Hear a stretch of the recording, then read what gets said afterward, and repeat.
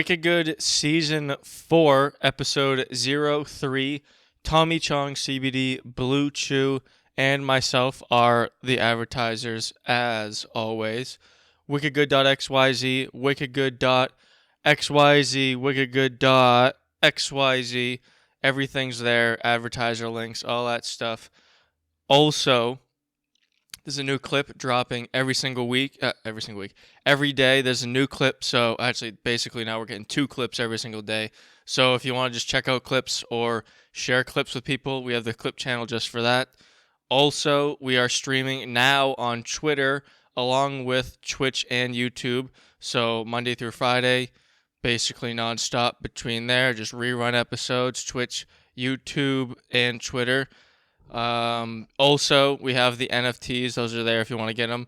They're like $2 now because the way ETH's gone. So I'm not trying to sell them for a lot. If you just want one, there you go. I'm going to use them in the future. Also, every episode now has a survey. So if you want to give me some more in-depth feedback, what topics you like, what topics exactly. So there you go. Also, we have donation wallets now. So instead of PayPal, all that crap, they're on a paste bin, but we have Monero, which I would prefer, ETH, BTC, Doge, and Sheeb, so I take all of those. Pretty sure I take Dash too, but I don't have that written down in front of me. Those are on a paste bin wallet. Also, running through the Twitch and YouTube streams and Twitter streams, there's a rotating QR code if you want to scan it that way. Also, I now have a phone number, so if you want to give me a call or some fucking shit, I'll be saying that at some point in the fucking whatever. I'm not going to answer your phone call or your text messages, but if you want to leave me a voicemail, then go ahead and do that. Don't use it for nefarious things. Yeah, that's the intro. Probably took up 5 minutes. Doesn't matter to me because it's my show and fuck off. Side damn it, I said a swear. Whatever. Quick rundown. Song of the week, as always. Actually, multiple hacks this week. I mean, some obviously count more than others, but the OpenSea hack, NVIDIA hack, Samsung hack. We have the Kanye. I just finished watching the Kanye doc, giving a breakdown of actually what the Stem player is. BlackRock has teamed up with Warner to launch a $750 million buying fund. Now BMI is also trying to get into the catalog craze. I mean, obviously BlackRock's been having fun with that. Also, AT&T is now shutting down their 3G network completely. As of recording this, it's completely down. So if you had a 3G device and it was a part of that, you would know. Ziff Davis, no idea what the fuck this was until I did some research. I was doing like Oracle speed tests and all that crap. The Ziff Davis company owns a shitload of like technical IT media and all that shit. So that was a scary thing. We'll get into that. FBI Google geofence data warrant.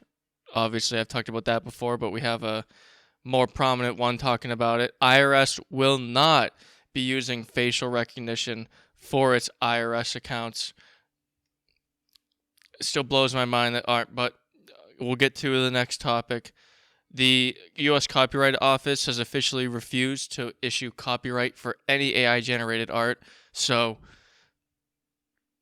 if you're making AI art, you get fucked. You can't own the... we'll get into it.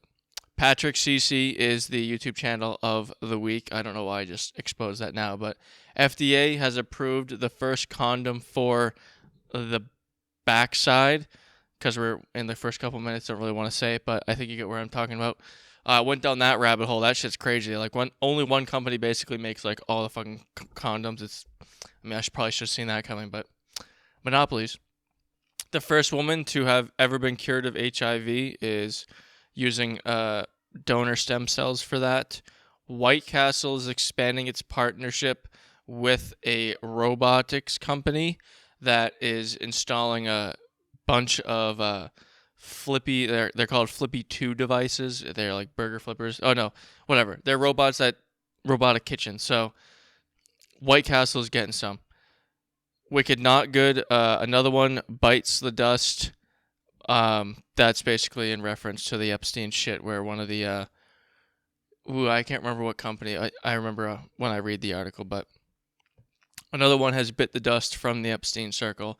And then also addressing the inoculation inequity around the world. If I say that word, then I'll have some tag under my video because apparently that matters. So, into the actual show. Oh, actually, nope, not yet. To continue the intro, probably 10 minutes now. I don't care. Didn't post an episode last week. The main reason is I finally got food poisoning. Me saying it like that is not a good thing. I did not enjoy it at all. It was very fucking terrible. But I now understand why people hate food poisoning. As a child, always anyone would be like, "Oh, you have food poisoning. Oh, I had food poisoning the other week. Oh, it was terrible." I'd be like, "Yeah, well, what's food poisoning? I've thrown up before. Oh, oh my god, that shit's fucking terrible." So that happened. Then I was at the Celtics game before that. Whatever. I pushed everything to this week because I just didn't want to fucking deal with it, and I was basically out for an entire day, which sucked. So now we're here, whatever, back at it. Also, I guess some more background stuff. I'm going to Vegas at some point, so I will be doing an episode from there. We'll see what I can finesse. Hopefully, I'll be able to get the episode through. It won't be on this set, or it would be sick if I was able to bring the set there, but it won't be on this set. But we'll see what happens. Who knows? Into the actual episode, always started off with the song of the week. This song I've been bumping basically all week. I mean, why else would it be song of the week? Hopefully, I'd be bumping the song all week if it's the song of the week. That song is Fire Sale by, gonna butcher the name, Dara Milan and Dead Forest. So there you go. Paste bin has everything, links to everything. First thing in the paste bin will be the song of the week. There you go. Not much space news this week. Other than with the whole Russian-Ukraine crap. I just don't even want to talk about it. Everyone else is talking about it. There's other shit going on in the world. And if we get nuked, then, we're nuked. So at that point, all this doesn't matter. So whatever. Get over yourself. On to some shit that matters. Well, that actually was a terrible transition because this hack doesn't matter that much unless you're into crypto. The OpenSea hack. The only real reason I'm talking about this is because I want people to actually realize how easy it is to lose something like this, especially if you hold any sort of crypto or NFTs. If your wallet that holds your crypto or your NFT is web-based, meaning OpenSea's or meaning your wallet, so your MetaMask, your crypto, your Coinbase, your Binance, whatever account it is, you should not be keeping your crypto on those accounts. You should get a hardware wallet, and it's $70. So just $70 can save you however much money you have just put in. It's just $70 and just put it there. But to get to the actual hack, OpenSea, this directly from their Twitter. I love when it's like, can you just put out a real press release, please? But here we go. Update on our ecosystem phishing investigation. We're looking into a few additional reports of signage phishing. Like last weekend's incident, we believe these originated outside of OpenSea. The new 2.3 contract using EIP 217, which makes signature phishing significantly more difficult through more deceptive signatures. Whatever the fuck that means. As of this morning, our migration to blah, blah, blah, blah, blah, blah is complete. So they have now moved over to whatever they were trying to move over. But reaching out to folks who reported this investigation and have reportedly gotten their NFTs taken. Now, that was the direct statement from OpenSea. What really happens is some people had their NFTs stolen. What happens when you... So say, right now, if you don't know how any of this acquiring an NFT works, this is just going to go over your head, but maybe it will make sense when you finally inevitably do it. What you do is you sign into your wallet. OpenSea sends a packet per se, to your wallet saying, hey, sign this, confirm it's your wallet. Now, you can save those signatures in your wallet, so next time you go to OpenSea, in this case, that signature's there. But if there's some malicious activities going on with a signature that isn't as reputable, then situations like this happen because they can have access to your wallet and they basically drain it. So, main point, if you are into crypto, if you're going to get into crypto, if you're looking into crypto, or at Web3, as they say, NFTs, please get a Ledger or Trezor. They are the number 1 and 2 most trusted hardware wallets. What a hardware wallet basically is it's not web-based. So the keys to your tokens are held in a physical device that you need. It's basically the same authentication to get into your normal wallet. Main thing is, if Coinbase gets hacked and all your fucking money's gone, it's not like the FDIC or whatever. It's be like, all right. It's like someone robs the bank you have money in. The bank is not going to be like, well, all your money's gone because that person stole all of it. No, you're going to still have your money. Crypto, a little different. You fuck up, you fuck the address up slightly, shit goes into the abyss. So if you're getting into crypto, if you have crypto, any of that, if you have any knowledge of it, please get a Ledger or Trezor. It's $70 and it will save you a fuckload of money in the long run. Also, theoretically, you don't need to do the normal identification systems to buy one, so you don't have to give them your ID and the fucking taxman fist you in the bum. But another demonetization or whatever the fuck. An actual hack that does matter, which in all honesty probably affects maybe 80% of the gaming industry. Well, I guess AMD's been taking over a lot of the GPU space, or at least adding to the space. NVIDIA has allegedly, and they have now confirmed, that hackers obtained company data in a cyber attack that happened last week. These same guys I will be talking about in the next topic, but these same guys also just hacked Samsung, so they're not really something to fuck with. And I'll talk about it a little bit later, but NVIDIA actually fucked with them and did hack them back. But main point is, this is an article from Engadget. I know it's the best medium ever for reading articles directly from them. But I'll read the first couple. Yeah, it's literally fucking 4 paragraphs anyway. So here we go. NVIDIA confirmed Tuesday some of its data was stolen as part of a cyber attack that occurred last week. Quote, "We are aware that the threat actor took employees' credentials," very easy way of hacking someone, just stealing the credentials of an employee, and some NVIDIA proprietary information from our systems and has begun leaking it online, a company spokesman told Engadget. Woo! So what I just said was wrong. They stole employee credentials after gaining access. They didn't say exactly how they gained access, but they got employee credentials from them gaining access on top with NVIDIA proprietary information. Basically, proprietary information is information that only NVIDIA knows. So how to make GPUs and shit like that, their specific drivers and all that, which it is now confirmed some of their drivers were actually leaked, which is fucking ridiculous. NVIDIA didn't specify exactly what was stolen from the computer systems, but according to PC Mag, a group called LAPSUS Cash Money Sign is claiming responsibility for the attack. It says it obtained 1 terabyte of data, including schematics and driver source code, which has now been confirmed.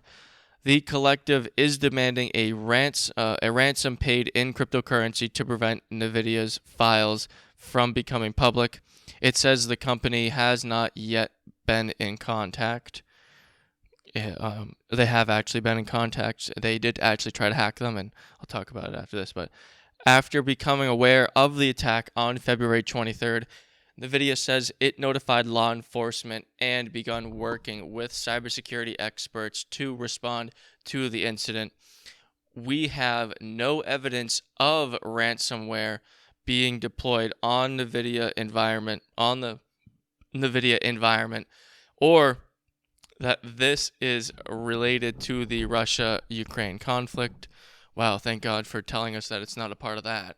Wow. The company said the hacker group also claims its actions weren't politically motivated. We are not We are not in politics at all, the group stated in a post seen by PC Mag. So fucking NVIDIA got fucked. So we'll see how that how that goes in the long run. But it does also seem like the hacker group came out and said NVIDIA hacked them back. So NVIDIA was like, I bet we're going to hack them back. Now the way they explain it is it wasn't that much of a hack back. It was more of, oh, we kind of fucked up and left something open. But direct quote, the Banana Extortion Group, a group operating out of South Africa, claimed to have breached NVIDIA and exfiltrated.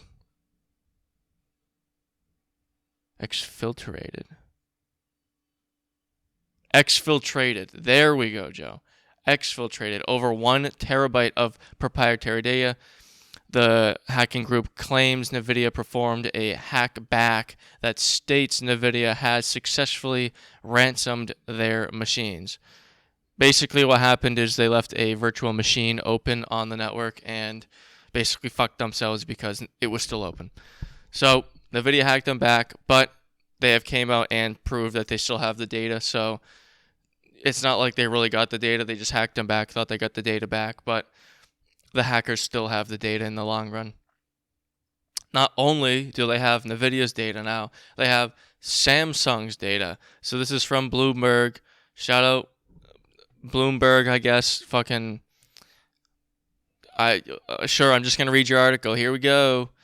Samsung Electronics Corp suffered a cyber security breach that exposed internal company data, including source code from the operation of its Galaxy smartphones, the company said on Monday.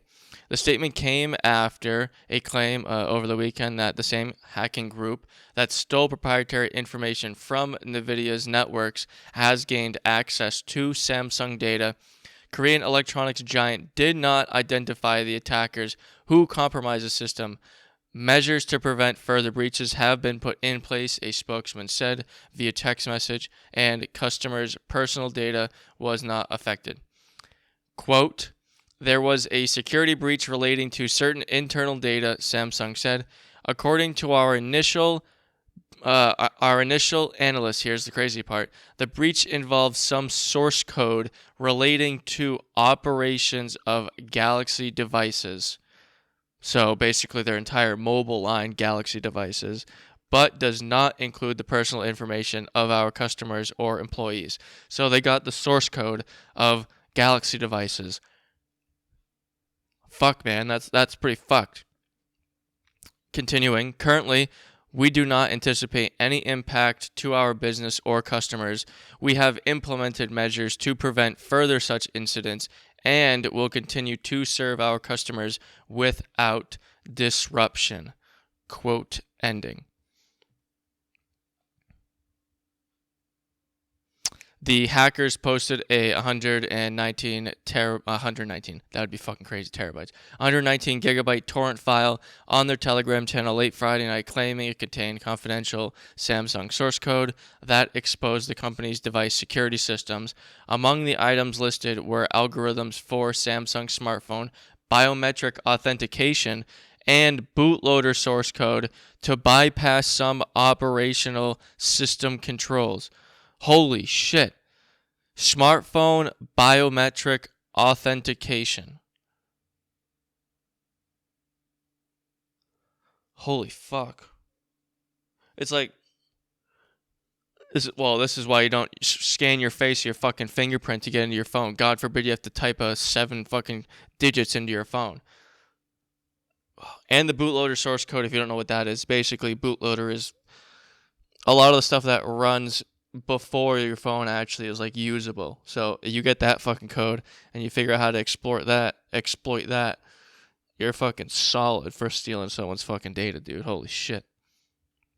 So that's the hack of the weeks. Yeah, that's hack of the weeks. I guess this is also a hack of the week. I'm not going to confirm that I did it, but I'm just going to say it is theoretically possible to get Kanye's album if you want without spending $200. But this continues. Instead of paying $200, this is from Digital Music News, fucking dyslexia. Kanye fans wrote a stem player emulator tool to pirate Donda 2. The famed rapper has a bit of reputation as being a hype man as of late. So, alright, here we go. Alright, here's the actual shit that matters. The problem is the $200 price tag attached to the device. That's seemingly for Kanye's music only for now. The tech behind the stem player is pretty simple too. It uses an artificial intelligence model to splitter. Oh, okay. Sorry. It's the name of an artificial intelligence. I thought it was an actual word. That is fucking all right. It uses an artificial intelligence model like Splitter to separate audio into 4 distinct sounds called stems. Splitter can deliver 4 stem audio separation for vocals, drums, bass, and other sounds. Sound familiar? The hockey puck designed by Cano Labs is basically a 4-way volume knob for these custom engineered sound stems. Kanye's biggest fans pretty much proved the theory after Donda dropped earlier today. Fans on Reddit wrote a simple Python script to trick the stemplayer.com into thinking the device is connected to it. Fucking sneaky bastards.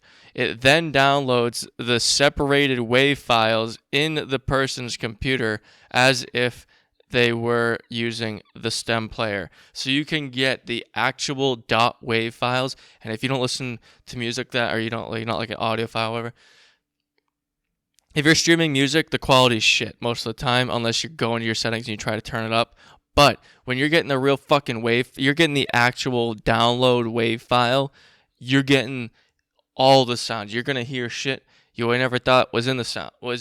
So, or even like the spec, everything's way better when you get the actual files. So that's why I thought it was really cool that someone actually was able to hack it and get those files. Also, fuck Kanye, because Kanye has literally been outed for pirating. Oh God, what are they called? Not DAWs, digital airport. No, it's not fucking OBS either. What am I saying? Whatever. He's been caught stealing music creation software before, so fuck it. Whatever. Omnisphere, shit like that. It didn't take long for other fans to write stem player emulator, so now a PC can manipulate their individual files as one. The result is Donda 2 isn't on any music streaming service, but it can easily be heard online in the right circles. The exclusivity of the music is likely hurting Kanye. I don't know about that. Then it's helping him sell more than it's helping him sell stem players, especially the Trill if he's missing out on the Apple live streams because of the exclusivity. And who gives a fuck? Donda set new records on Apple Music when it dropped in August 2021. It reached number 1 spot on Apple Music's top album charts in 152 countries. Holy shit. In just 24 hours. Holy fuck. Donda was streamed over 60 million times in the United States during the first day of release. So Kanye gave up millions by asking his hardcore fans to plunk down $200 on an experimental volume control puck for his demo reels. Who the fuck wrote this? That is so degrading, that last fucking paragraph. Ashley. Oh, fucking Ashley King. God damn it. I hope you fucking see these at some point. You probably have a hatred for me, but sorry, I'm reading your article. Like, so Kanye gave up millions by asking his hardcore fans to plunk down $200 on an experimental volume control puck for his demo reels. I mean, you're not wrong in, like, the simplicity of you putting it that way, but, like, man, why not, right? Like, who fucking cares? If you really want to listen to it, you're going to find it on YouTube or fucking whatever torrenting download website anyways. So if you really want to listen to it, you ain't got to spend the $200 anyways. It's just going to be the real fans who want to spend money on it. I almost bought one. I remember there's an episode of me last season. I talked about it when it came out like 6 months ago. And if no one knows how it actually works, yeah, it is a puck, but it's kind of fucking sick. I wish I had one. I would spend $200 on it, but fuck, it does look actually pretty cool. And you can upload your own sounds onto it. So then if you just want to fuck around and upload your own sounds and just walk around, just fucking make random songs for yourself with samples you made earlier in the day, you can do that. But it's not like people are just like walking around just like, oh, now I need a fucking second device in my pocket just to listen to this album. Most of the people buying this are probably going to use it other than the album. Now that I'm saying that, probably not, because they're probably going to get resold for $300 when the next version comes out.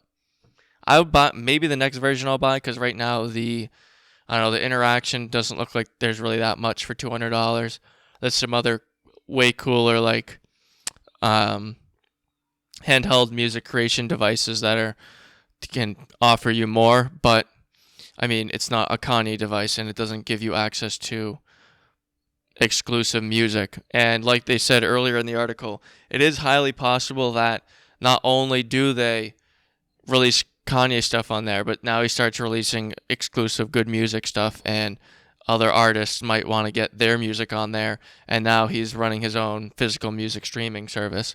So I don't know if fucking everyone's hating on it. Dude, just fucking go on YouTube and listen to it. I bet you it's on there. Like, it can't be that fucking hard to find. Jesus Christ. I don't know. I'm going to send it to an ad. So there we go. Dome Municipality. Back at it again with another ad. This episode's ad is brought to you by Tommy Chong CBD. The world is full of CBD brands, but only one has the name Tommy Chong CBD. They got drops, topicals, gummies, soft gels. Obviously, why wouldn't you? From 750 milligrams full spectrum gummies to 250 milligram CBD muscle freeze gel. There's definitely something on this website that will pique your interest. Drops come from 3 different formulas. Some of the drops are full spectrum, good vibes, and nice dreams. They got 300 milligram versions all the way up to 3,000 milligram versions of the drops. So no matter who you are, there's a product for you. Check them out. wickedgood.xyz advertisers tab. You go wickedgood.xyz, click on the advertisers tab. Bam, there you go. That's how the internet works. wickedgood.xyz advertisers tab. If you don't use that link, I don't make any money. Also, make sure to use Tommy20 when you check out.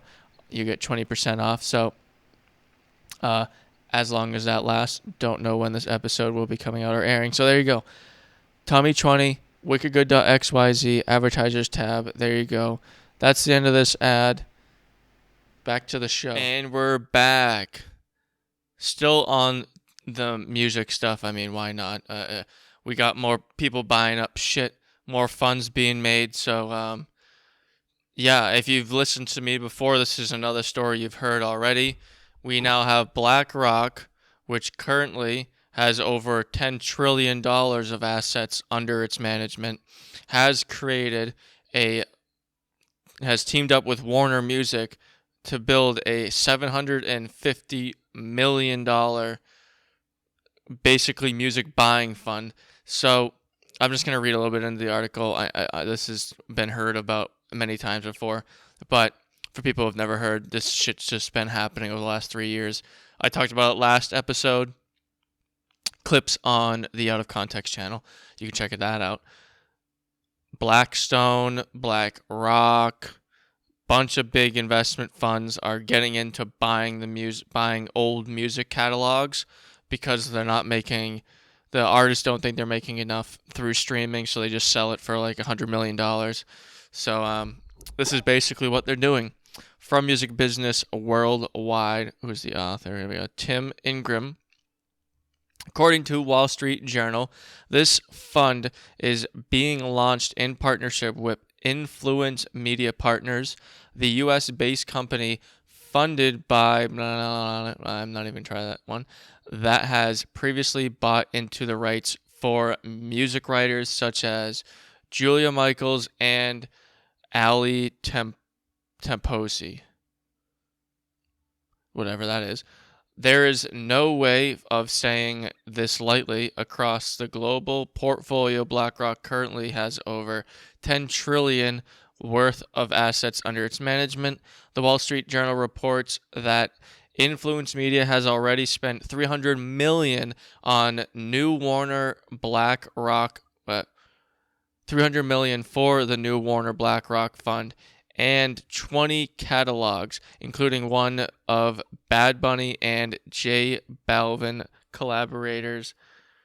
So this is like they're spending a lot of fucking money. The fund also acquired stakes in catalogs from songwriters, producers such as Stereotypes, Bruno Mars, as well as Jesse Reyes, Dua Lipa, Calvin Harris, Sam Smith, Skylar Stone Street, Ariana Grande, and Justin Bieber. Influence Media, great name. If you see my face when I said that, you would see I'm joking. Has reportedly never acquired a complete ownership stake in a songwriter's catalog. The end of the firm's desire to partner with whatever. Basically, this is going to continue to happen. It's not going to go away, and clearly because BMI is now getting into it. BMI from Variety, as song catalog sales boom, BMI hires outside advisors to help further grow the value of its music and business. Fucking hell, it's windy as shit outside. Hopefully it doesn't start raining again, because that would really not be fun. Anyone paying even casual attention to the music industry must have noticed the skyrocketing value of song catalogs, which have exploded at such a rate that we're seeing an average of 2 to 3 9-figure deals per month. Very true. I keep talking about them on here. Probably should stop talking about them because there's just so many of them. Sting, Neil Diamond, David Bowie, their estates are making hundreds of million dollars in sales just in the past 2 months. Thus, it was just a matter of time before performing rights organization and often overlooked multi-billion-dollar business that collects royalties when songs are played everywhere from bars, restaurants, and stadiums got into the game.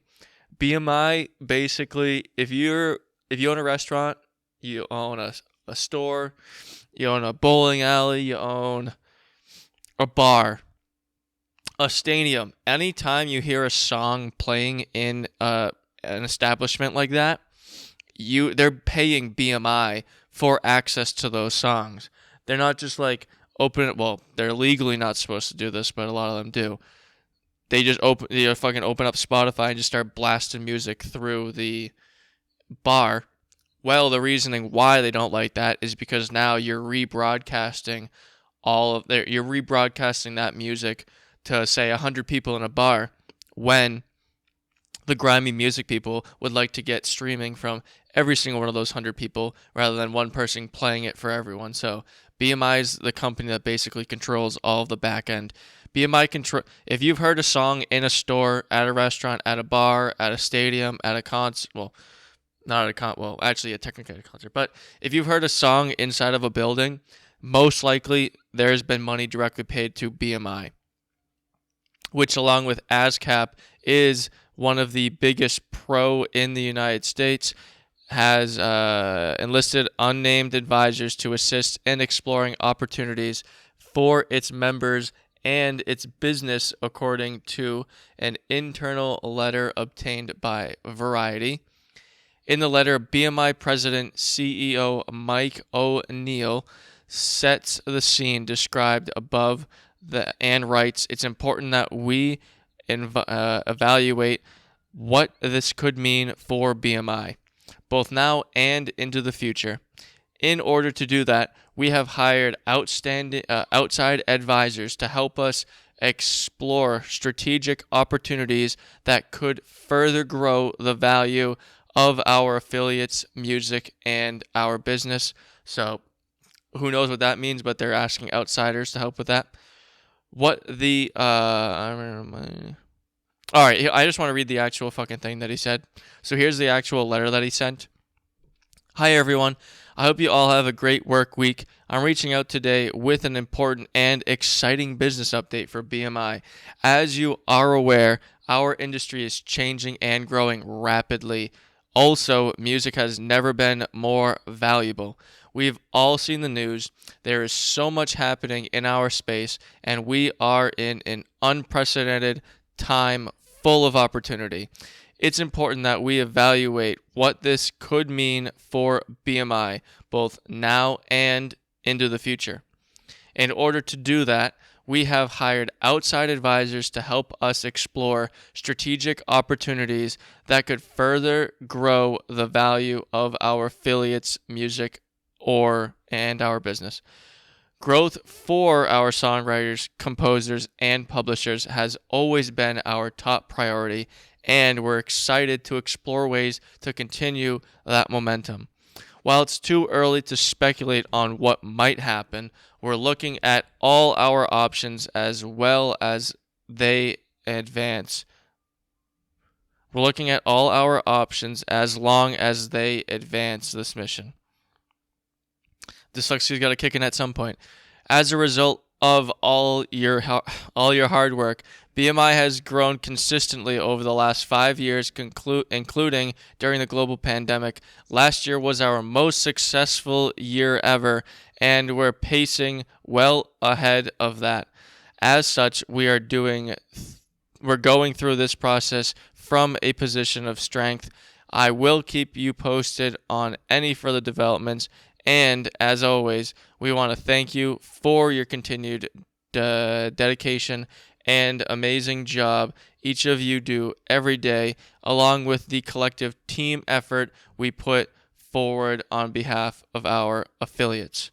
So BMI, who not only controls basically every song you ever hear in a store, is now figuring out what they can do to join and deal with all these giant acquisitions. I'm going to close this fucking window, but yeah, I guess that's it for music, and when I get back, we'll hop into AT&T. This time from Dimension C137, broadcasting to you another mid-episode self-promo. There's a good handful of reasons you're still watching or listening to this, and in any of those cases, how about you make sure to tell at least one person about a self-promo that literally told you to make them listen or watch The Wicked Good Show. Thus, we will be continuing the cycle of people telling each other about The Wicked Good Show. Don't forget, obviously, wickedgood.xyz for all things. If you're in the mid-episode listening to this, that's on you. There you go. Self-promo is over. Back to the episode again. And we're back. Hopefully that was somewhat of a seamless transition. Fucking wind's ripping, so don't want to deal with that in the sound, or God forbid the rain starts randomly and it's just fucking right inside. So on to AT&T. This will be kind of quick, but anyone, the reason I really want to just talk about this is more of the push for new technology sacrifices old technology. So I don't know, maybe 5 years ago, it's like, oh, 4G, that's the best shit ever. Now we got 5G. I talked about it last episode. Who gives a fuck about 5G? But it's like fucking nowhere anyways. But AT&T completely done with the 3G. Their statement, to bring you faster speeds and new features, we're excited to upgrade America's best network, quote unquote. One change we're making is shutting down our 3G network. Devices that still work. If you find your phone still works, the network, it's important that you check model numbers next to the device. Blah blah blah. Main thing, if you had a device and it fucking went off, I mean, obviously you know now. It's in the link if you really want to look at it, but it's pretty crazy.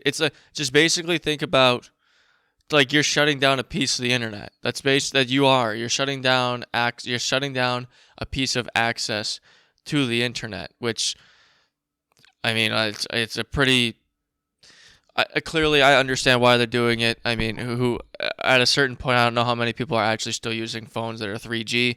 There actually seem to be a good amount, like a lot of phone. Like if you have a phone that's older than like maybe like 4 or 5 years old, that shit definitely still has the capability to hit 3G, but it's not going to if you're on AT&T. I haven't checked. I probably should have. T-Mobile and Verizon, all of them. I didn't check if they turned off 3G. So this might just be an AT&T thing. One thing I did hear a lot of was fire alarm systems being using this 3G. Also, some cars that get like that have like live maps and all that, we're getting fucked, and it's not like you can change that. So it just sucks watching it happen because people are just getting fucking zooted out of their fucking access to the internet. But I don't know, man. Go get some 5G, I guess. Now, if you don't want to get 5G and you want to look into a company that's pretty scary, especially when it comes to tech media, look no further than Ziff Davis. Ziff Davis was established in fucking who knows a very long time ago. But I'm just gonna read I'm just gonna read off the stuff that they own, and then we'll get into some more. I'll promise you right now, there's a lot of this shit that is gonna blow your fucking mind. That's all just owned by the same company. It's like I'm watching Succession, but it's tech news. So this is basically like tech news. Here we go. Ask Men, they own. BlackFriday.com, bestblackfriday.com. So if you've ever gone Black Friday shopping, I've used both of these websites. Like I've used both of these websites. Down Detector, use that website all the fucking time. Down Detector basically just tells you if websites are down. eMedia, eVoice, Extreme Tech, Everyday Health, they own Geek.com also. HR Technologist, Humble Bundle, they own IGN. So not only do they own BlackFriday.com, BestBlackFriday.com, Down Detector, they also own IGN, they own IPVanish, Line 2, Live Drive, they own Mashable, they own Martech Advisor, they own Offers.com, they own PC Mag, they own Retail Me Not, they own Moe's.com, know what the fuck that is. They own SMTP, don't know what that is. They own Speedtest.net, which if anyone's ever done a speed test, like the first fucking thing that shows up. They also own StrongVPN, Spiceworks, SugarSync, TechBargains.com, Toolbox.com, and then Viper, VIPRE. So a lot of that stuff there probably didn't matter very much. But the main key, the fucking things that blew my mind.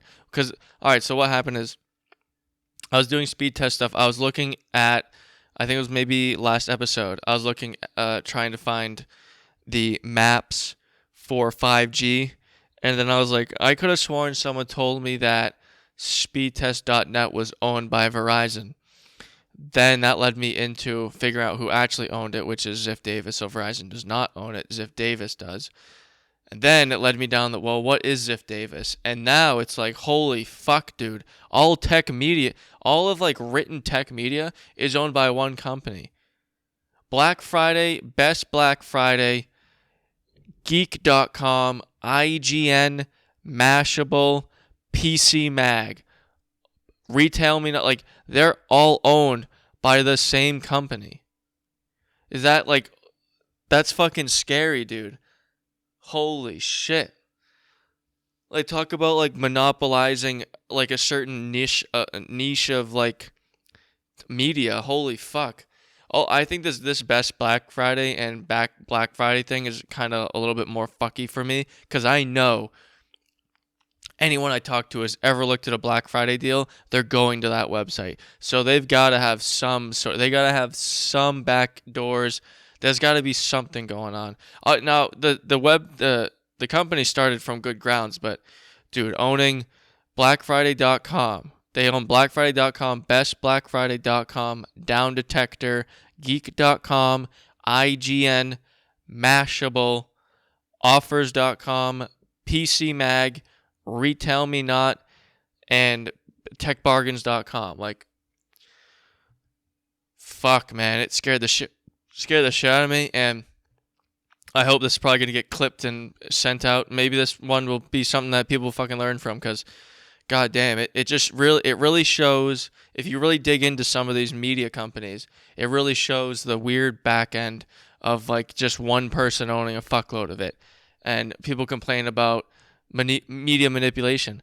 Think about how many people like depend on these companies to give them honest reviews of tech products.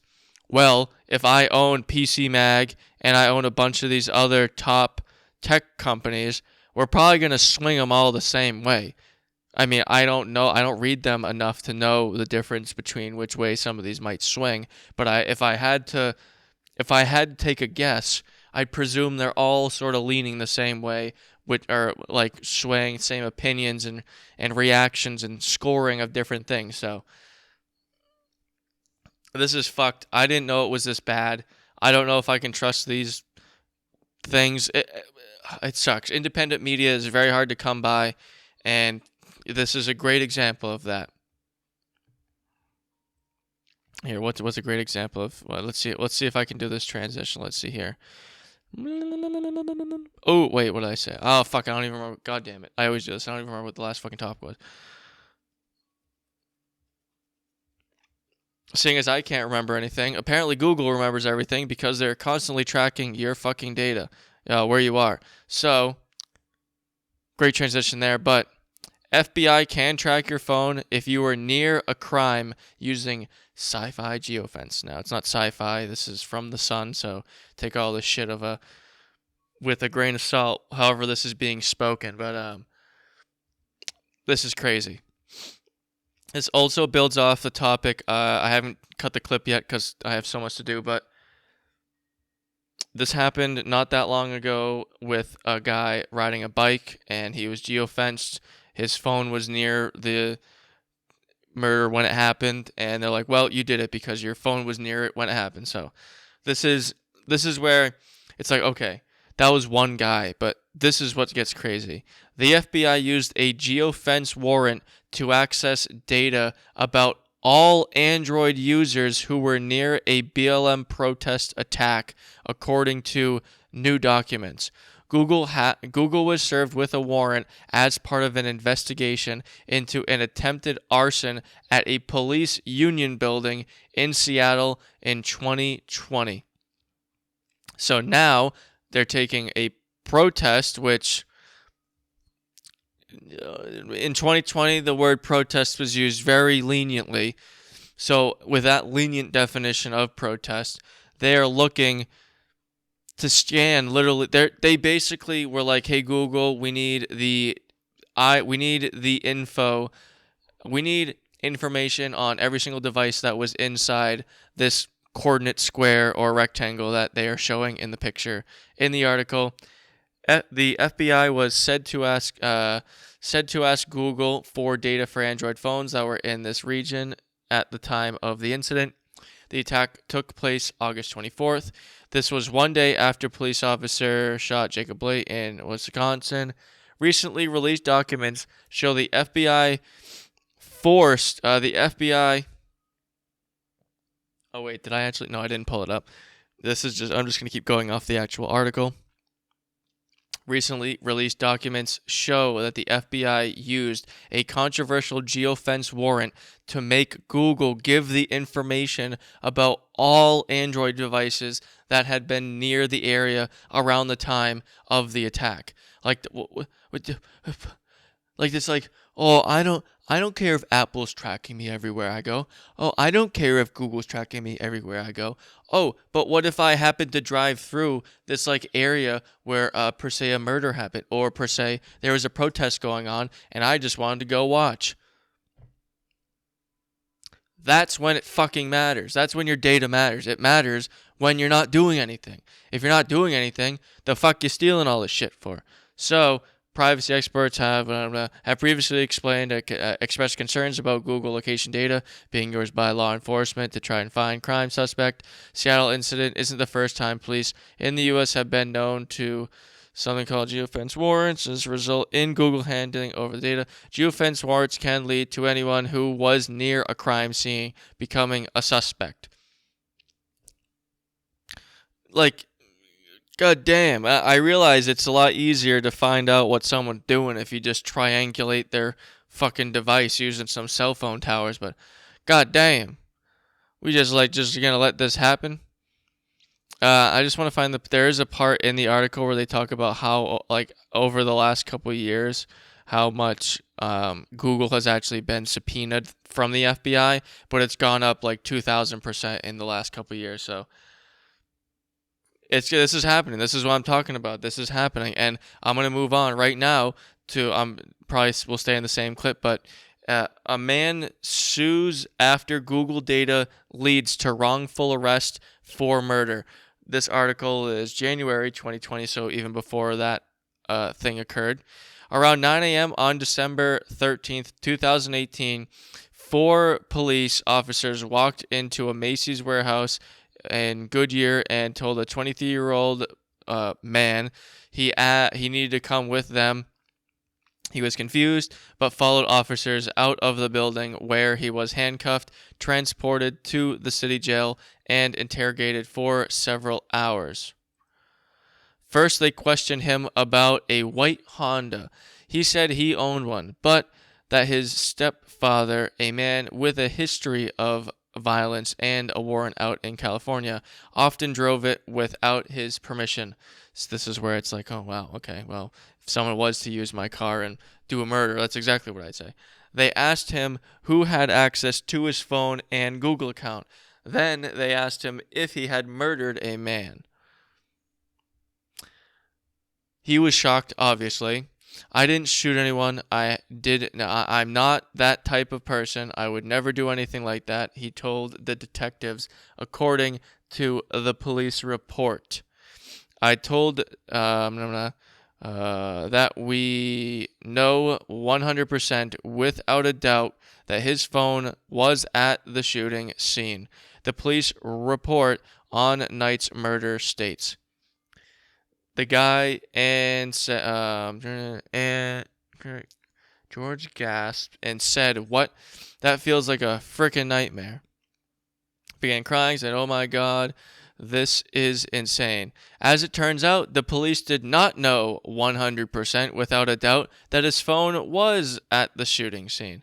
Police had arrested the wrong man based on location data obtained by Google and the fact that the white Honda was spotted at the crime scene. The case against him quickly fell apart, and he was released from jail 6 days later. He still had to spend 6 days in jail. Prosecutors never pursued charges against him, yet the highly publicized arrest cost him his job, his car, and his reputation. So not only did he have to sit in jail for 6 days based off some fugazi data that Google gave to a police station, then he lost his job, his car, and his reputation because, I mean, your name's plastered all over the news in your local city and everyone thinks you're a murderer, and then you drive the same car and then it's like, well, now you're fucked. So thanks Google and the local police department and his local police department for being a bunch of fucking idiots. They threw him in a cell in one of the worst jails in the country, even after they confirmed he had an alibi and let him rot for 6 days when they knew he didn't do this. 1 year after his life-changing arrest on December 13th, filed a $1.5 million lawsuit against the city of, there we go, I hope so, chief of police, and several of the police officers. He is suing for defamation, gross negligence, and intentional infliction of emotional distress. He is seeking compensation for the damages, and his wrongful arrest had been caused. Like, goddamn, like. All right, here's the last sentence I'll talk about. The police investigating the murder knew months before they arrested him that the location data obtained by Google often showed him in two places at once, and that he was not the only person who drove the Honda registered under his name. So it's like they just I just hate when people are like, my data doesn't matter. Why does it matter if Google has my Why does it matter if this random app that I downloaded 3 weeks ago and have never used, why does it matter if they have my data? Well, maybe you can get wrongly convicted for a murder and then have your entire reputation, your job, sit in jail for 6 months, and have everyone think you're a fucking murderer, and then you just got let off. So I don't know if he won the lawsuit or not. Hopefully he did. I couldn't figure out if it was still ongoing or not, or if it got settled out of court. But like, goddamn, this is like, oh, why do I care about my data? I don't know. Well, here's a good transition for that fucking shit. Actually, wait. Send it to an ad from another timeline, interrupting the beginning of this show to do obviously some self-promotion. If you've got friends or family that like listening or watching someone talk for almost 2 hours, tell them about the show. Obviously, why else would I be here self-promoting myself? Human to human promotion is the best sort of promotion. It's the only useful promotion. Whenever one of my friends tells me to listen to something or watch something, I at some point obviously may not listen to it directly when they tell me, but at some point I do make sure to check it out. So tell your friends, tell them to check it out. I'm not going to tell you to like and subscribe. Do not do either one of those things if you're listening to this right now. Listen to the rest of the content. There you go. Self-promo is done. Back to the rest of the show. We're back.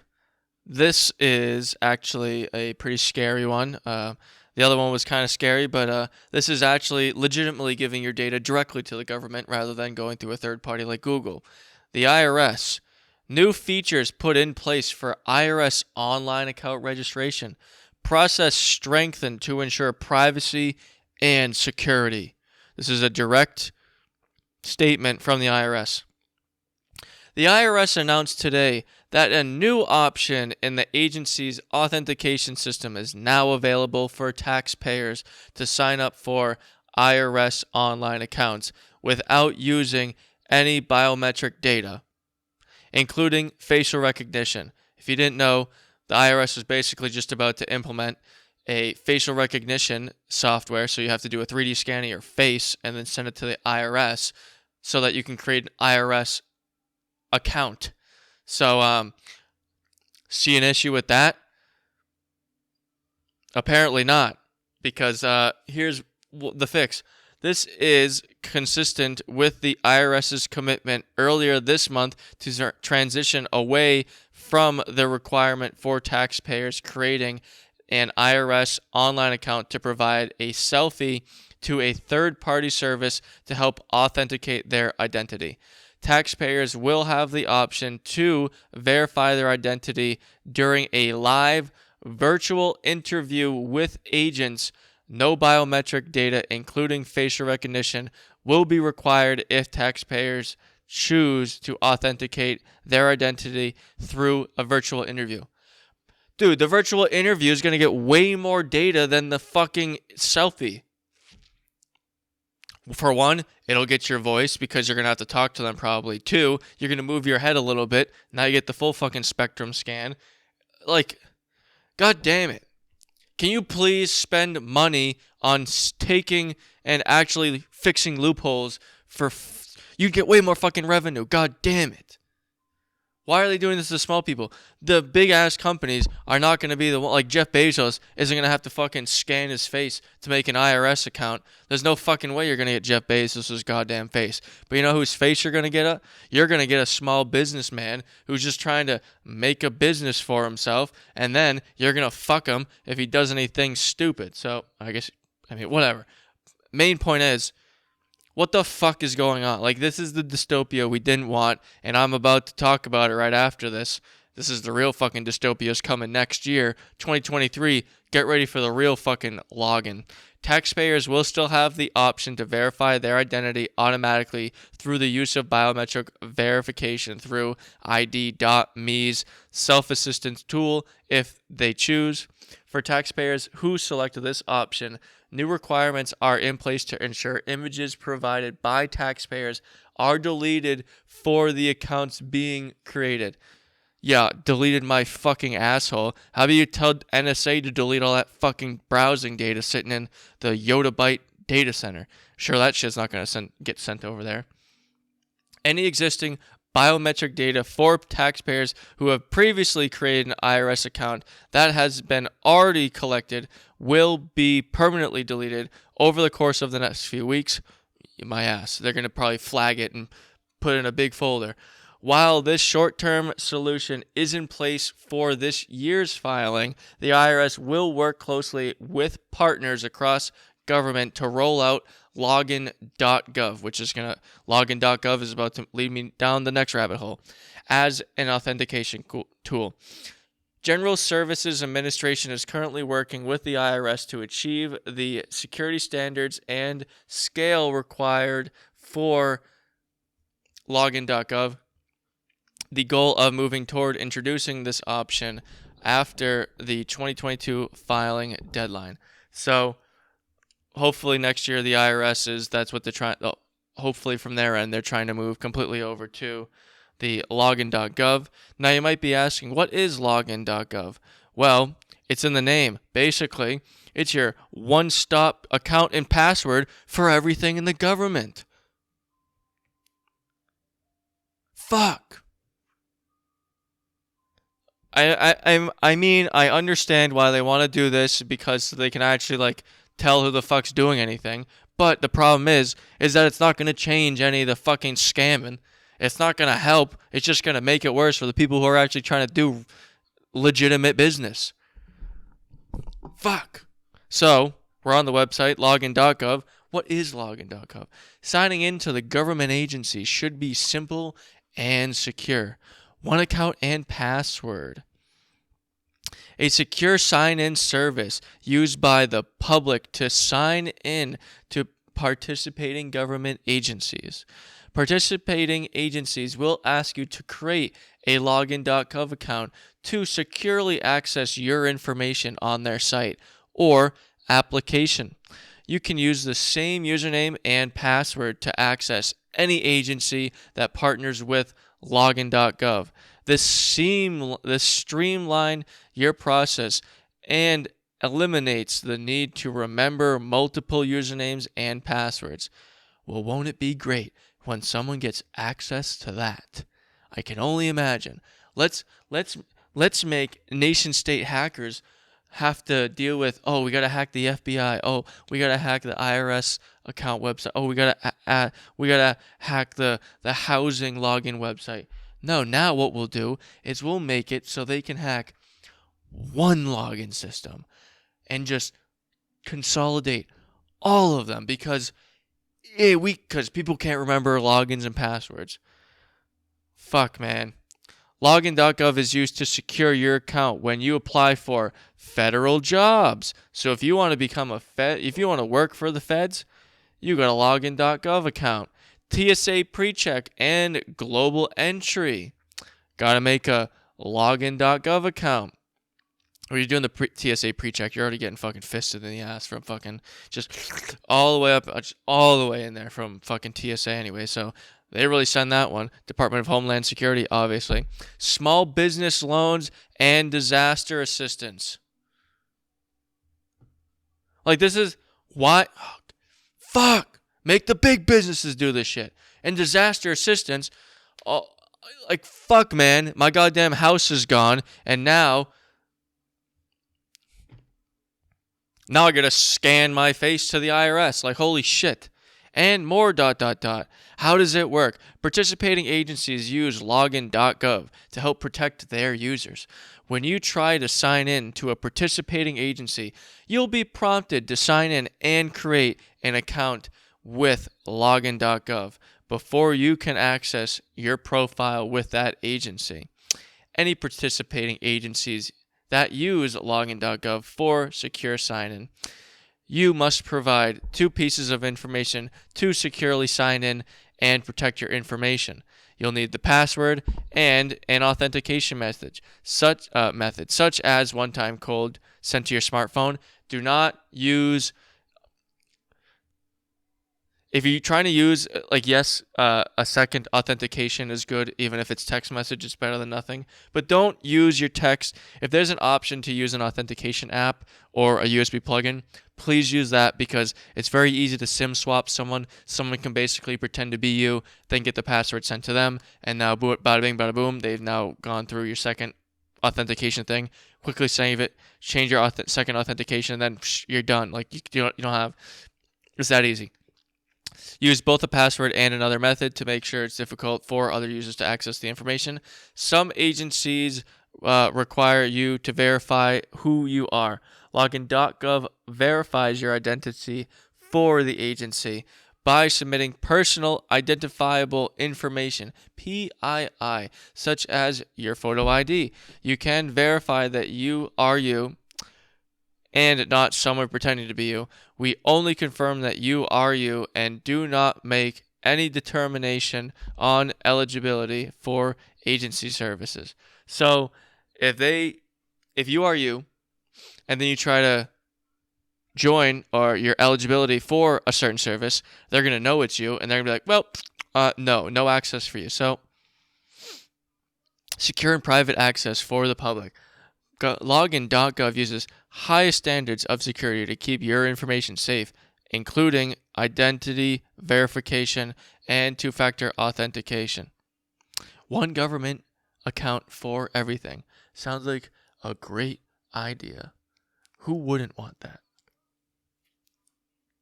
Who wouldn't want that? I don't know. Everyone should want that, right? Why would... I don't know. The fuck is this? Oh, here we go. All right. So some more government shit. This is more copyright stuff. I think it's cool. That's why I do things that involve copyright. So knowing copyright law is pretty important, especially this doesn't really matter for me, but this is the US government basically saying no in AI and artificial intelligence. If it creates art, if an AI creates art, it does not own the copyright to that art. And this is basically them saying, affirming that that is the way. The Review Board of the United States Copyright Office has considered the second request for recommendation of the registration program's refusal to register a 2-dimensional artwork claim in work titled A Recent Entrance to Paradise. After reviewing the application, deposit copy, and relevant correspondence, registration program's denial of the registration. So they denied an AI-created art piece, basically. Now, the part that matters is the board accepts as a threshold matter Thaler's representation that the work was autonomously created by artificial intelligence without any creative contribution from a human actor. As a general rule, the U.S. Copyright Office accepts the facts stated in the registration materials, but copyright law only protects the fruits of intellectual labor that are founded in the creative powers of the human mind. So let me restate that again. Copyright law only protects the quote, the fruits of intellectual labor that, quote, are founded in the creative powers of the human mind. The office will not register works, quote, produced by a machine or mere mechanical process. So, again, the office will not register works and works produced by a machine or mere mechanical process that operates without any creative input or intervention from a human author. Because under the statute, a work must be created by a human being. So that's really what it's come down to. They are saying that it has to be created by a human being. It cannot be produced by a machine or mere mechanical process. It can't be without any. It needs to have creative input or intervention from a human author. So I don't know what the threshold on that is, which I'm sure they were probably trying to argue that, but they're saying it ain't fucking happening. So they must either provide evidence that the work is the product of human authorship or convince the office that the office to depart from a century of copyright jurisprudence.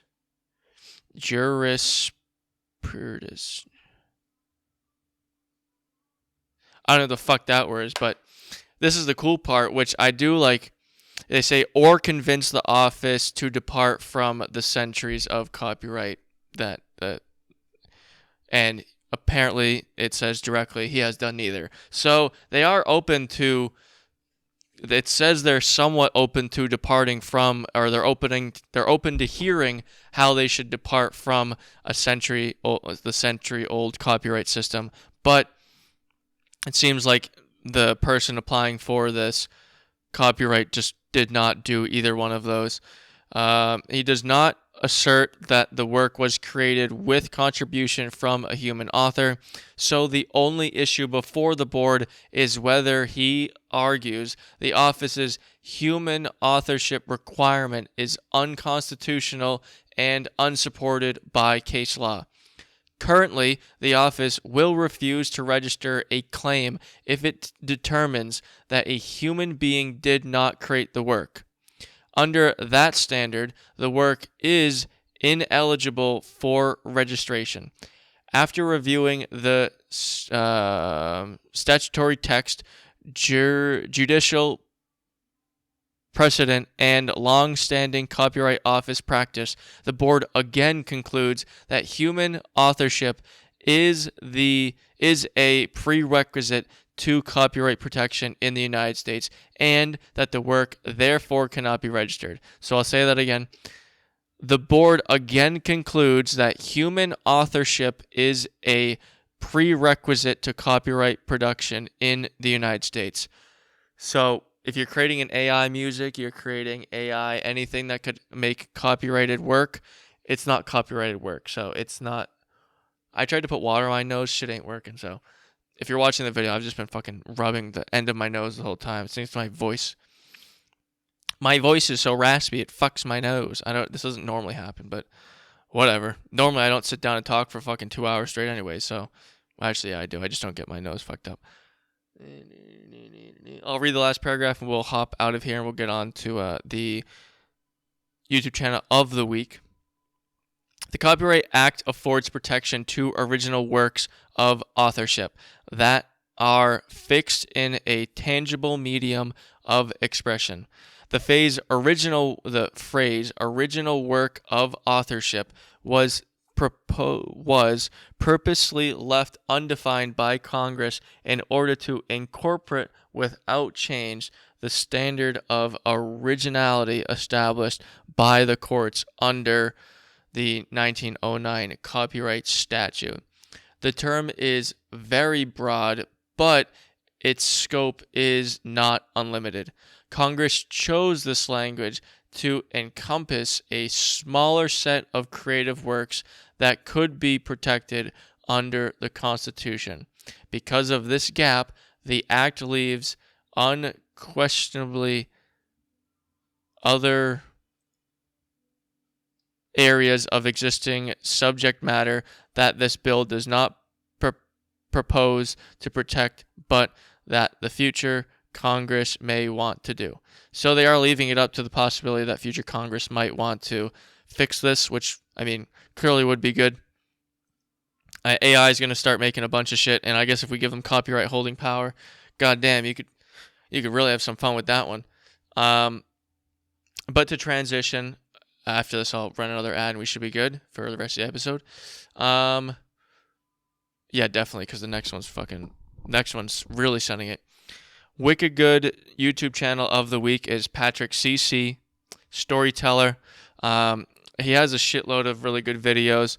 Some of them obviously not my thing. Some of the people I just don't care about. A really good one is the strange disappearance of Roy Purdy. I thought that one was really good. The SoundCloud rap dying is a really good one also. Rob Deerdeck controlling MTV, extremely good one. What's some of the older ones? Because I just named some new ones. The Island Boys, Astroworld. I don't know. There's a whole bunch of them. So I'd have Leigh Hansen plan backfired. I thought that was a really good one. Some fucking weirdo, but I don't know. Check it out. Wicked good YouTube channel of the week. Fuck it. I got some good fucking shit. So fucking check it out. Why not? I fucking end this video and go watch it. I don't care. Whatever.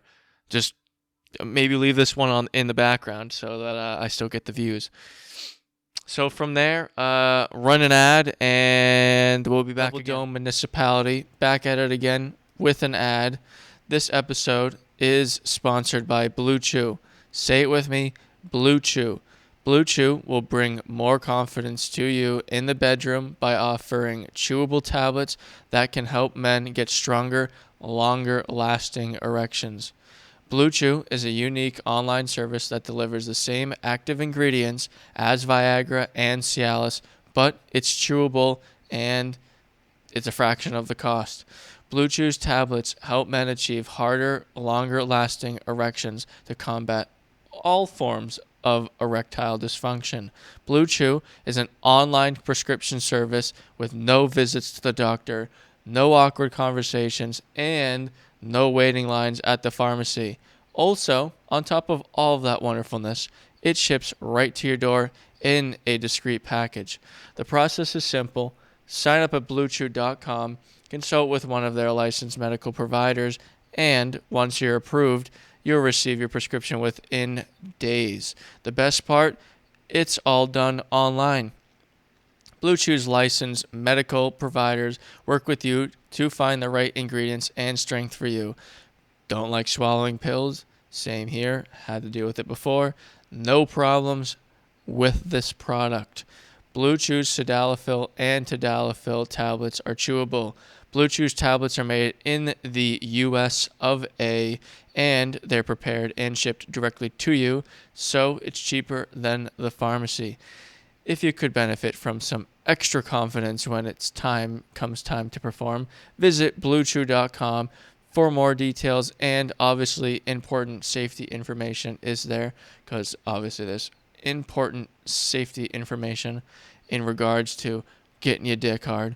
But I've got a special deal for you right now. Try Blue Chew for free when you use promo code WickedGood at checkout. Just pay $5 shipping. That's BlueChew.com, promo code WickedGood to receive your first month for free. Obviously, thank you, Blue Chew, for sponsoring this podcast. Highly recommend. Obviously, you don't need it all the time, but those times where, you need the extraness, obviously, there you go. Back to the episode. Your man is gone. Back from the ad. Probably maybe another, I don't know, not even 30 minutes. Maybe it probably end up being 30 minutes, but we're like, I don't know, we're over an hour and 15 in. So the FDA permits marketing for first condoms specifically indicated for anal intercourse. I didn't know that you theoretically were, like, the FDA wasn't permitting condom, like they weren't confirming that it was good for anal, but now we have the first condom specifically indicated for butt stuff.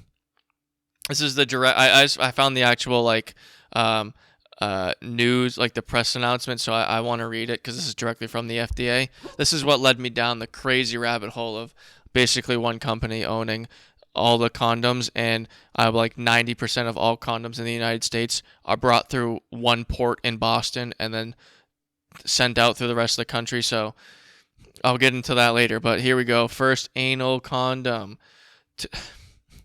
Can't believe I'm fucking saying that. Today, the U.S. Food and Drug Administration authorized the marketing of the first condoms specifically indicated to help reduce transmission of sexually transmitted infections during anal intercourse. The condoms, which will be marked as one male condoms. Why are they just for men? Women like it in the butt. Are also indicated as contraceptives to help reduce risk of pregnancy and transmission of STI during vaginal intercourse. Before today's announcement, the FDA had not cleared or approved condoms specifically indicated for anal intercourse. Unprotected anal intercourse, I'm going to be saying this so much, carries the greatest sexual exposure risk to HIV transmission. Consistent and correct condom use has the potential to significantly help decrease the risk of STIs. While today's authorization underscores the public health importance of condoms tested and labeled specifically for, I don't know where it cut or where I'm going to be editing it from. Hopefully it was kind of funny, but my laptop died and it seems like audio is back. So hopefully we don't lose the last half of this thing, our quarter, but to continue, I think while today's authorization underscores the public health importance of condoms tested and labeled specifically for anal intercourse, all other FDA-cleared condoms can continue to be used for contraception and STI prevention. It's important to continue to use condoms consistently and correctly to reduce the risk of STI transmission, including HIV, and the prevention of pregnancy. Quote, the risk of STI transmission during anal intercourse is significantly higher than during vaginal intercourse. The FDA's authorization of a condom that is specifically indicated, evaluated, and labeled for anal intercourse may improve the likelihood of condom use during anal intercourse, said the FDA's Office of Gastroenterology. There's a lot of fucking in there. Furthermore, this authorization helps us accomplish a priority to advance health equity through the development of safe and effective products that meet the needs of a diverse population.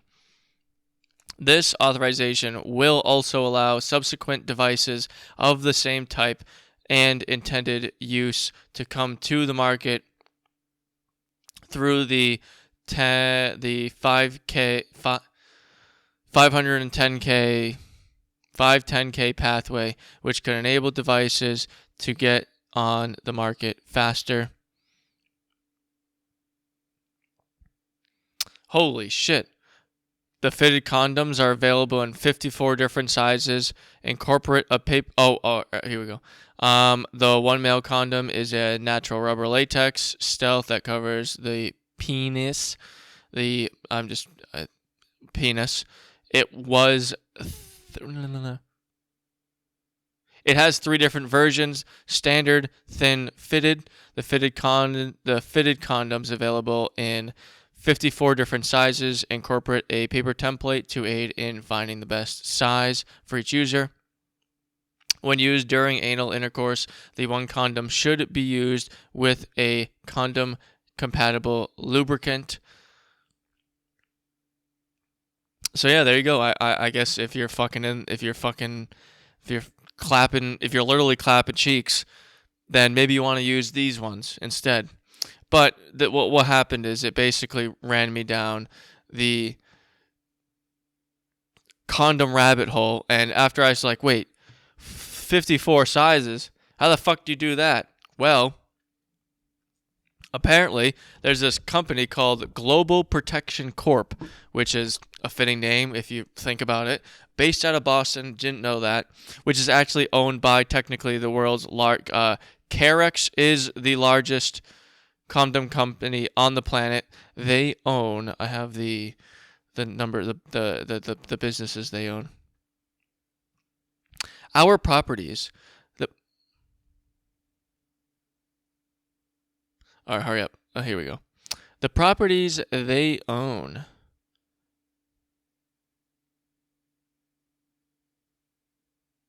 Oh wait, I literally just looked up the physical. Dude, what an idiot! I just looked up the physical properties. I'm retarded. Our subsidiaries. Here we go.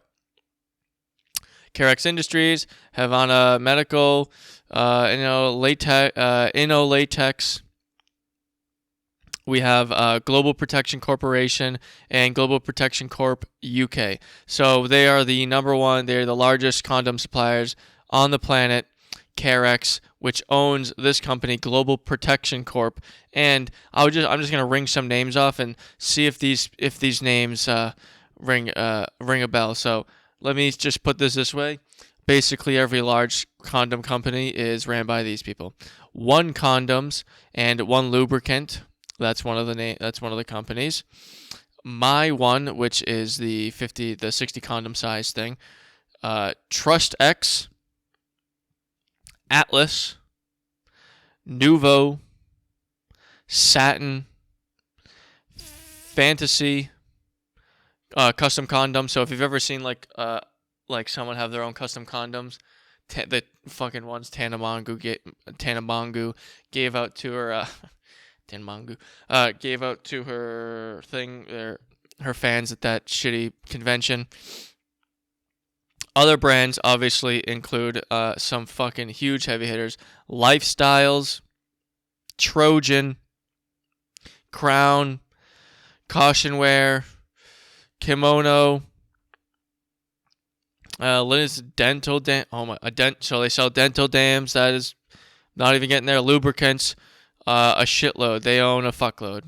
So basically, if you're buying anything that has to do with like sexual protection, it's most likely ran through or produced by this one company, Global Protection Corp. I thought it was weird. I don't know. I mean, I guess I don't find it weird because I just know monopolies. Like at this point, everything's consolidated and owned by one company. So I guess I was surprised. I shouldn't have been surprised, but I guess it'll be a fun fact for me to spew out to people, I guess, apparently. Like when I'm fucking, I don't know.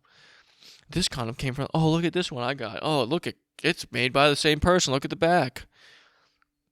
Probably, hopefully that will never come up.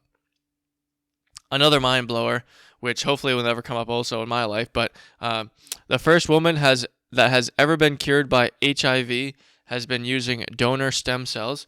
So it's a promising proof of concept approach, but it's unlikely to be feasible for everyone with HIV. A couple episodes ago, I talked about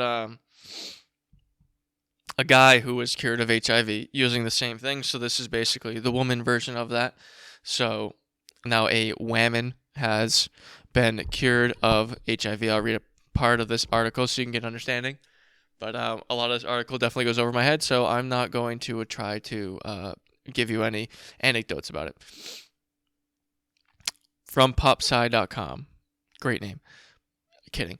A middle-aged mixed-race woman who is now the third person cured of HIV after receiving donated stem cells with an HIV-resistant mutation for the core blood cell. The woman, referred to as New York patient, also had leukemia and received the umbilical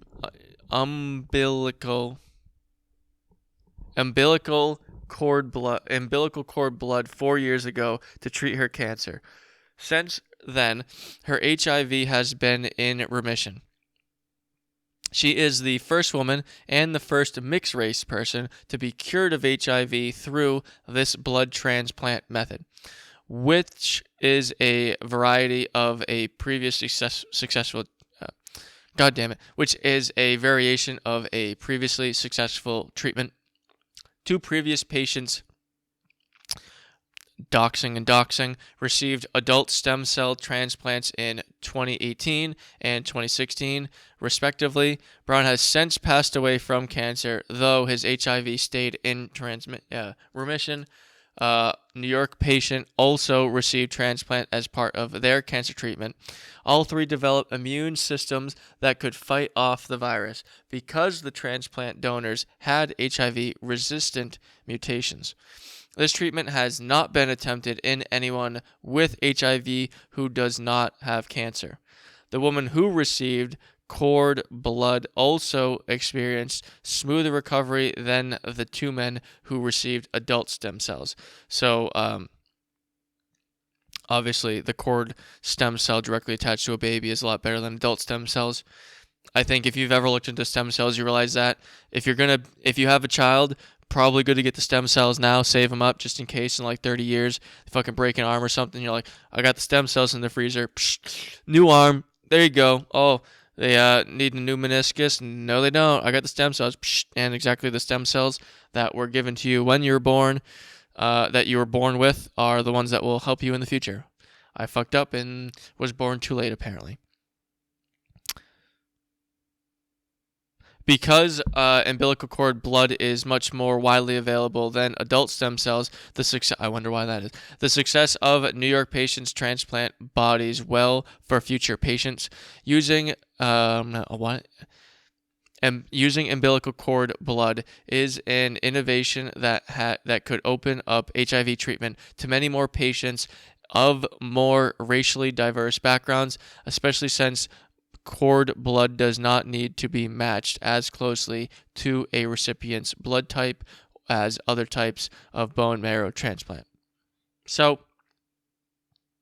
the complete cure, and putting it into reminiscence of HIV is progressing. There is obviously some people who have lived, they all had cancer anyways, but I mean, still cool. Why not? Fuck it. Something that is cool, and why not? Fuck it, is White Castle. I've never had White Castle. Oh, actually, I did have White Castle once. But White Castle expands partnership with Miso Robotics to install Flippy 2 in 100 new locations. People are always, the robots are going to take my job. No, if you've ever watched like an actual robot working in a restaurant, we got some time. We got some time to figure out what type of jobs they can really do. Today, White Castle, the world's first fast food hamburger chain, announced plans to further expand its work with Miso Robotics and install Flippy 2 in 100 standalone restaurants. The announcement is the latest milestone for the partnership, which began in September 2020 with the deployment of the original Flippy to a White Castle in Chicagoland, in the Chicagoland area. Following an upgrade to Flippy 2 in November 2021, White Castle's commitment to Miso's technology was cemented after seeing an immediate positive impact in daily operations and productivity of its team members. This thing looks fucking sick. I mean, like a lot of things are already made by robots. So, I mean, if I can get my hamburger and my French fries the exact fucking way every time, always crispy, always salty, never undercooked, never overcooked. The nuggies are perfect. If I get that every single time and a robot can do that, fucking send it. I want my pizza. I fucking hate when I order pizza with like more than one topping. Every single bite, there should be a topping. I shouldn't be eating cheese in one bite. Now it's like, I got the cheese pizza this time with a hint of pepperoni. And then next bite, now I get a fucking mouthful of a fuckload of pepperoni. And then the next bite's like, well, there's just cheese again. So if a robot can directly place all of that in the right spot, I would love it. And I would pay more money. Probably wouldn't pay more money because it's probably cheaper. And White Castle has probably figured that out. That's why they're doing it. Quote, our partnership with Miso continues to, Miso is probably what it is. Miso continues to lead the way on what's next for back-of-house restaurant operations, looking to empower team members with technology to better satisfy customers, said Chief Operation Officer of White Castle. Having Flappy 2 will be Having Flappy 2 be a new hire at 100 of our White Castle locations keeps us on the path to achieve big goals at White Castle. By taking over work for an entire fry station, Flappy 2 alleviates the pain points that come with back-of-house roles roles at quick service restaurants to create a working environment for its human co-workers that maximizes the efficiency of the kitchen and improves workflow allowance for the redevelopment of team members to focus on creating memorable moments for customers. Memorable moments, yeah. Memorable no, not we don't want any memorable moments. I want to get my food and not remember the fucking shit. I don't want to have to remember it. If I remember it, it's probably because something bad happened. White Castle anticipates many improvements in efficiency, product quality, and team member experience as a result of this partnership with Miso Robotics. Rollout of Flippy 2 will begin phased by region and will be planned out schedule months and years ahead. We could not be more grateful with the confidence White Castle has shown in us, and as we enter into the next phase of our partnership, the CEO of Miss Robots. White Castle was the first large brand to embrace our technology, and we are thrilled that our Flippy pilot made such a positive impact on their operations that they want to integrate 100 more. We can't wait to continue this journey with such an outstanding partner. Remember, as a primarily funded individual investor, primarily funded by individual investors, and has been the most successful equity crowdfunding campaign in history. With over 15,000 shareholders, the company has raised more than $50 million in crowdfunding to date and is currently in Series E round funding, which kicked off with the market value of $500 million. To invest in Miss Robots, visit. Oh, all right, maybe I should do that. And Robots is offering continuous securities through the use of the offering statement, and qualified by the Securities and Exchange under the regulation. Copy the final. All right, whatever. They have, I wish I found the video. I should have posted it. But this thing does like fucking everything, and it does it really well. So this is the future. Fuck it, right? I mean, what are we doing? I mean, as much as we like to hate it, god damn, like fuck. It's $15 minimum wage in Massachusetts. If you go to any other state, it's like the federal minimum wage is like $7.25. So like, as much as people like to complain, I live in a state where I don't think I can complain that much because basically every place has to give me, I think it's $13 right now. Like, just you have to give me $13 unless you work at a restaurant or whatever. So I don't know. It's fucking cool. I do know it's fucking cool. Fuck you if you don't think it's cool. On to, real quick, another one bites the dust. Berno Epstein associate found dead in his Paris prison cell. Blah, blah, blah, blah. He is in one of the pictures. If you've seen any of the pictures of, there's the one picture that everyone's been circulating of Epstein with his foot in Ghislaine's chest.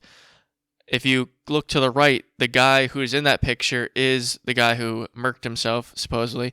A French modeling agent and close associate with the late U.S. financier and sexual offender Jeffrey Epstein has been found dead in his prison cell in Paris. He was found hanged in his cell, quote unquote hanged. 76-year-old had been held for over a year and was investigated on suspicion of rape of minors and trafficking of minors for sexual exploitation. He was denied, and he obviously denied that he did anything. Brussels' lawyer said that he had been crushed by the allegations and blamed a media judicial system. Co-founder of model agency Karen Models 1977 and MC2 Model Management in the U.S. with funding from Epstein. So, detained in Paris, airport in December 2020 as he was trying to board a flight to Senegal, which has no extradition. I wonder why he was going to Senegal. His arrest was part of a French inquiry into sex trafficking and sexual assault allegations against Epstein, focusing on potential crimes committed against French victims and suspects who are French citizens. Prosecutors suspected him of raping, sexually assaulting, and sexually harassing multiple minors and adults. They also suspect him of transporting and housing young girls and young women for Epstein. So, yeah, another one bites the dust. We're just going to keep seeing this happen. I'll keep talking about it, but the kill list is going. Hopefully I'm not on it. A list, hopefully, a lot of people are on, but a list that a very large majority of the entire globe is not a part of is this is from the New England Journal of Medicine, the addressing vaccine inequity in the Wuhan virus vaccine as global public good. The first peer-reviewed clinical trial evidence that the Wuhan vaccine provided robust protection against infection in December 2020, less than a year after the viral genome was reported. This unprecedented rapid development of what was a scientific triumph, definitely. In the years since, about 62% of the world's population has received at least one dose of it, and 54% have completed the primary vaccine series. This would appear to be a landmark success for global mobilization. The truth, of course, is very different. The availability of COVID-19 vaccines, of Wuhan vaccines, differs vastly across the globe. While several wealthy countries have exceeded 90% coverage, only about 11% of all people in low-income countries have received at least one dose, and only 25% of our healthcare colleagues in Africa were completely vaccinated in November, before the Omicron wave. And approximately 3 billion people worldwide have not received a single good dose.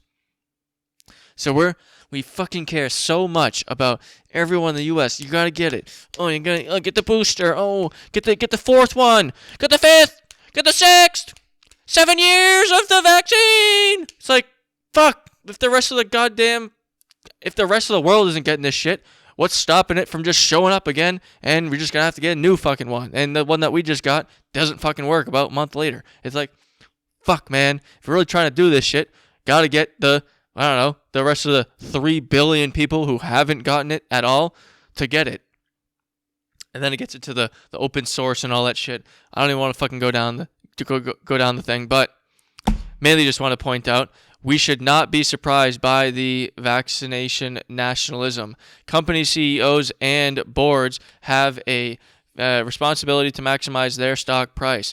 The politicians are elected to prefer the interests of their voters over populations in other nations, despite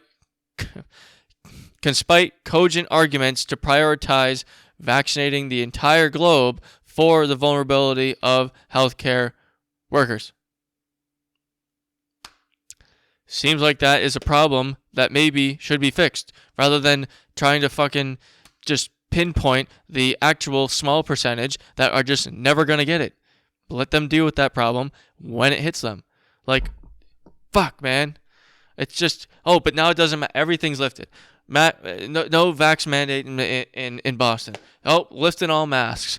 Kids in school, no masks. COVID's gone because Ukraine started, I guess. So, I don't know. I left some good data on the actual Our World looking in data, and actually it's a pretty good metric. It shows the rates throughout the years, so I looked that up. That was the last one. I didn't miss anything. Wickedgood.xyz for everything. Wickedgood.xyz for everything. Wickedgood.xyz for everything. Again, clips every single day, 2 clips every day. We have 24/5 live streams, so Monday through Friday, complete reruns of all old episodes constantly going. That's on Twitch and YouTube and now Twitter. So Twitch, YouTube, Twitter, Monday through Friday, continuous streams, 24/7, 10 a.m. and 6 p.m. are clips every single day. So 10 a.m., 6 p.m. every day. There's a new clip on the clip channel. We have the donation wallets now, so if you want to donate, please send it through. I'd highly recommend Monero if you have any sort of understanding how crypto works and the tracing of that. Send it through Monero. Let's see. Oh, there's if you liked the episode, if you didn't like the episode, the audio is shit, you only liked certain topics, there is a survey at the bottom of this episode. So if you want to check that out, go ahead. As always, paste bin for all links, and there should be timestamps in the description. And if you reach this long, you probably know that already. So, wickedgood.xyz everything. YouTube, video above me, all over the place, whatever. If you're listening, then go on wickedgood.xyz and check out other shit. That's it for today's episode, and hopefully I don't get food poisoning again.